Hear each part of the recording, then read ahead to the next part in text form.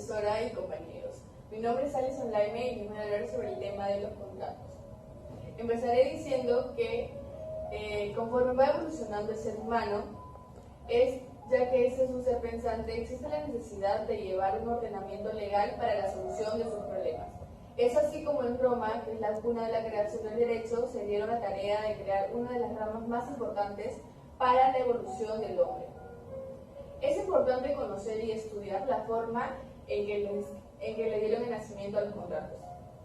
Hasta nuestros días está vigente esta figura jurídica, como se verá en la siguiente presentación.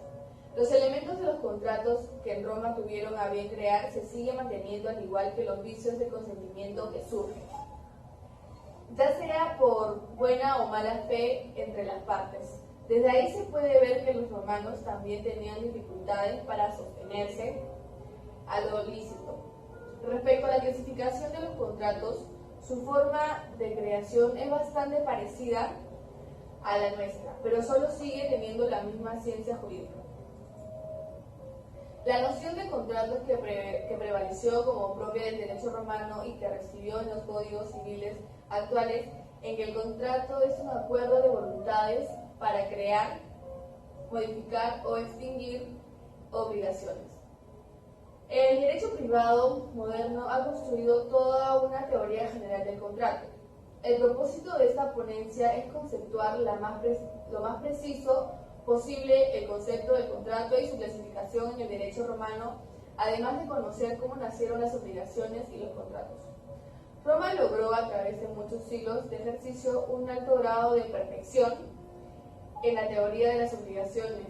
Esto hizo que otros pueblos aplicaran estas mismas reglas en sus relaciones comerciales entre dos personas o entre un grupo de individuos. Estas ideas todavía están siendo utilizadas en las legislaciones modernas después de más de 20 siglos de haber sido creadas. Cabe mencionar que cada capítulo cuenta la presentación de informes para que el rector refuerce sus conocimientos sobre el tema central. Y al final se puede consultar la bibliografía que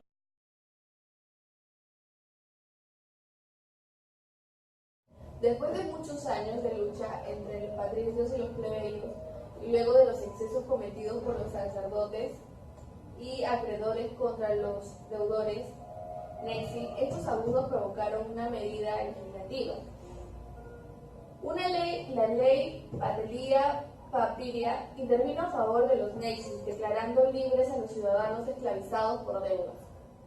Esta ley prohibió el encadenamiento de aquellos declarados nexis, prohibiendo el que pudiera comprometer su propia persona en aprovecho del acreedor, solo pudiendo comprometer sus bienes. De esta forma cayó en desuso la nexis.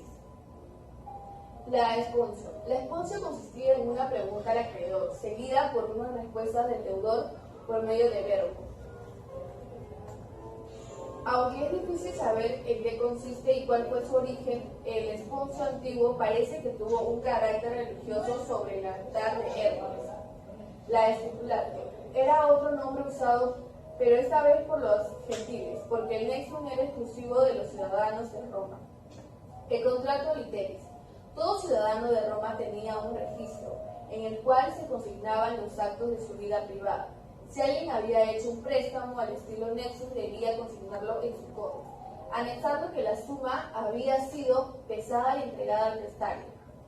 Luego la ley Patelia Papiria derogó algunos de los actos del nexum. Solo la comprobación escrita del nexum bastaba para originar la obligación civil, como si se hubiera empleado la AES libra.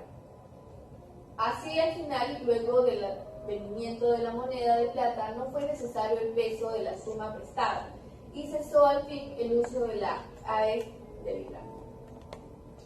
El mutuum se formó en re por la tradición. Era trasladar una propiedad o cierta suma de dinero prestario y entregarlo al deudor.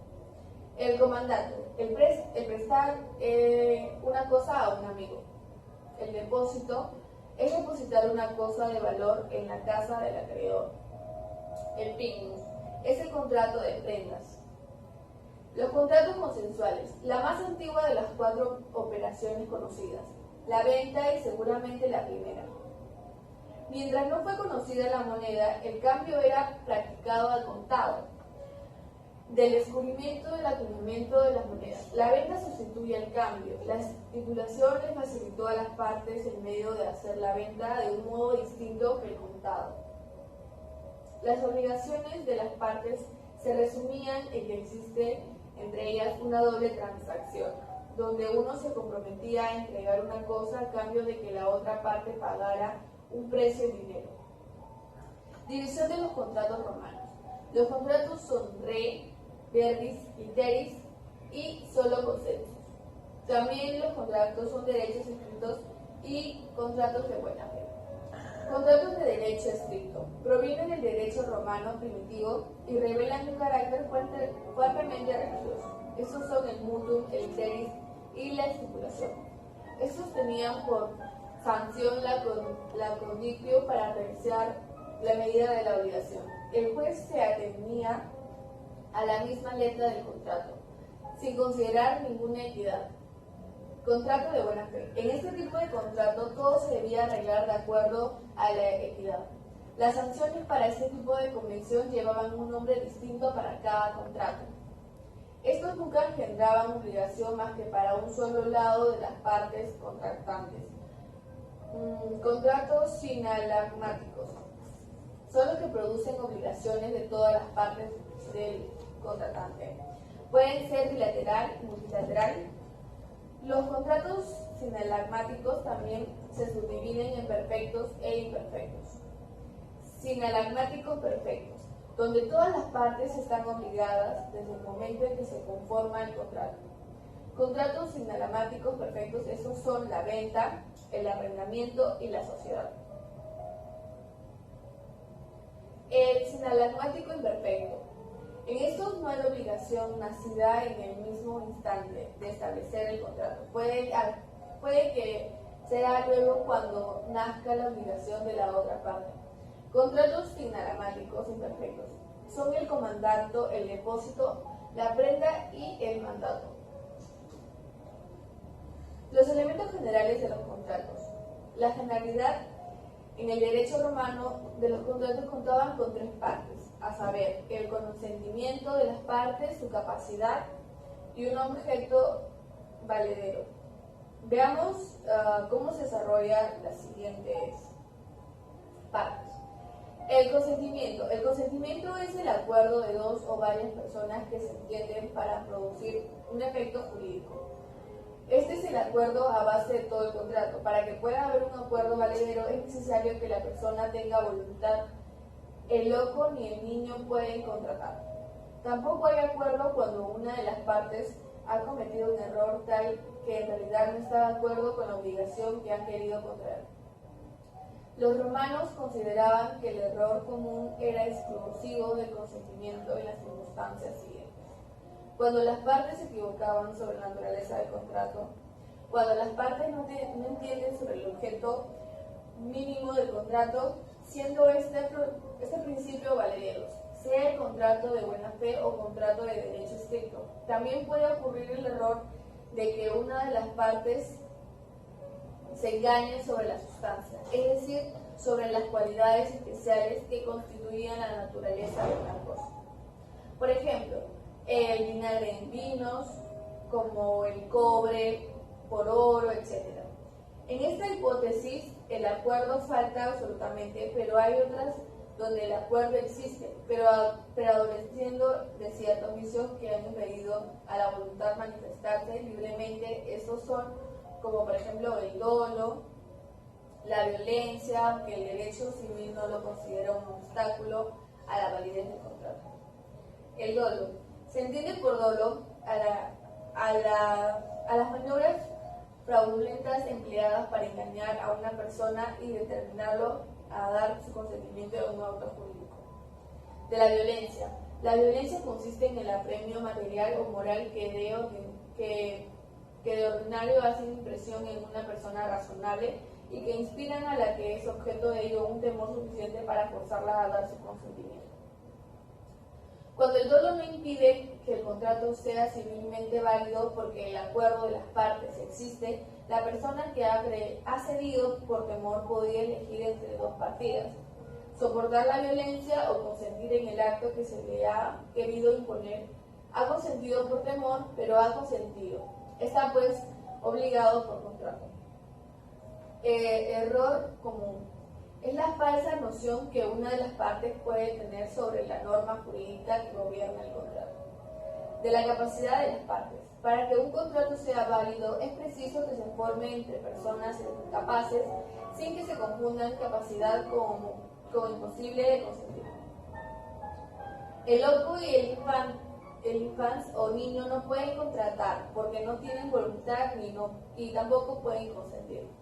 Los incapaces, por el contrario, gozan de libre albedrío y pueden manifestar formalmente su voluntad, pero el derecho civil, por diversas razones, anula su consentimiento. La capacidad es la regla, la incapacidad es la excepción y no existe sino en la medida en que se pronuncian por el derecho. Algunas incapacidades alcanzan a las personas libres y tienen su causa en la protección del incapaz.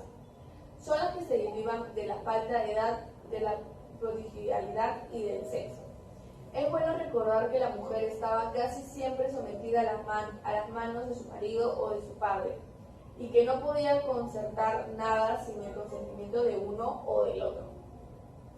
Las otras incapacidades afectaban a los esclavos, quienes podían en algunos casos contratar, pero solo a nombre de su amo o dueño, que era el que había pagado por el esclavo.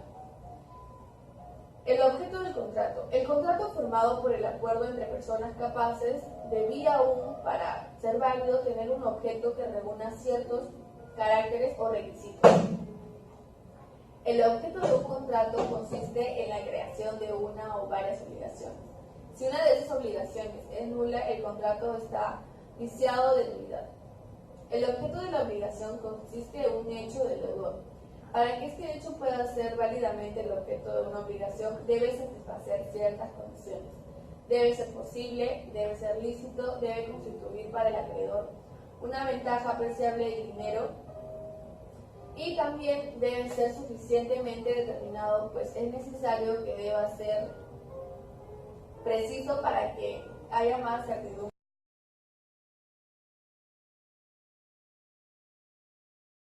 Buenas tardes, mi nombre es Ángel Mercado y hoy voy a hablar sobre pactos.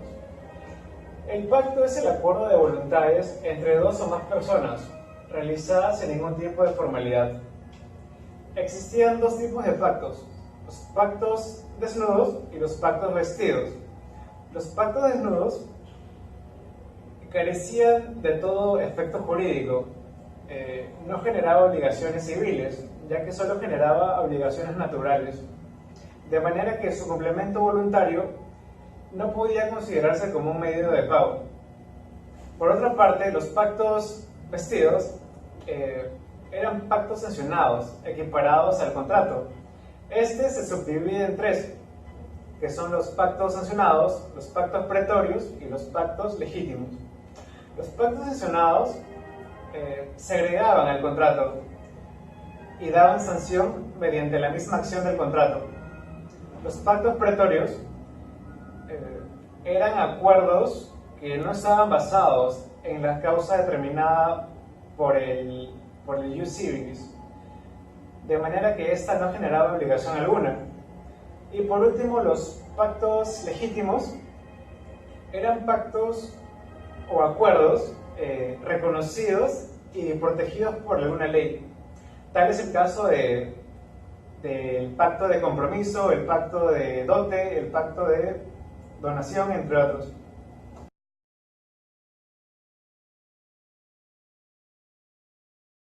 Sobre arrendamiento.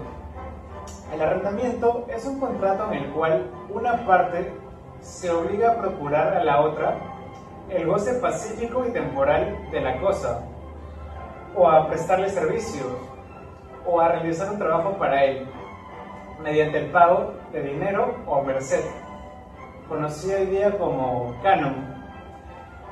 Hay tres tipos de arrendamiento: el locatio conducto rei, que es el arrendamiento de la cosa, el locatio conductio operis, que es el arrendamiento de la obra, y por último el locatio conductio operarum, que es el arrendamiento de los servicios. Características del arrendamiento. Bueno, el arrendamiento es bilateral porque ambas partes reciben obligaciones recíprocas. También es oneroso porque se tiene que pagar, ya que de ser gratuito, esta degeneraría en un contrato comodato. Es consensual porque engendra obligaciones desde el momento de su celebración y se extinguen con el paso del tiempo. Y por último es obligatorio, porque en el sentido de que no es traslativo de la propiedad ni de otro derecho real.